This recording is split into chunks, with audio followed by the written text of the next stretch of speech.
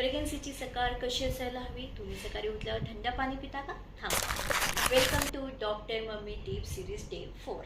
प्रेग्नन्सीमध्ये आपलं digestion already slow झालेलं असते आणि मग त्यामुळे एकदम थंड पाणी पिलं तर तुमच्या स्टमकला शॉक बसतो आणि मग त्यामुळे गॅस, ॲसिडिटी, ब्लॉटिंग वाढते आणि बेबीला सुद्धा डिस्कम्फर्ट फील होते. म्हणूनच मी डॉक्टर मम्मी तुमच्यासाठी एक सिंपल रूल घेऊन आलेली आहे, तो नक्की फॉलो करून बघा.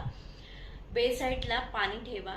रोज रात्री थर्मासमध्ये थोडं कोमट करून पाणी ठेवा आणि सकाळी उठल्यानंतर बेडसाईड स्नॅक्स कंप्लीट झाला की 5 मिनटं थांबून तुम्ही हे पाणी सिप बाय सिप पिऊ शकता, एकदम नको.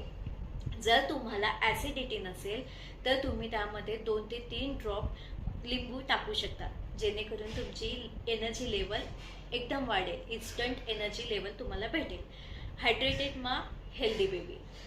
लक्षात ठेवा, पाणी खूप गरम नको, कारण जर जास्त गरम पाणी पिलं तर त्यांनी तुम्हाला नुकसानसुद्धा होऊ शकते.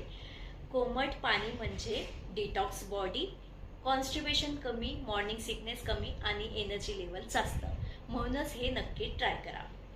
सेव्ह धिस आणि आजच रात्री थर्मास नक्की भरून ठेवा आणि डे 5 साठी फॉलो करायला विसरू नका. थँक्यू.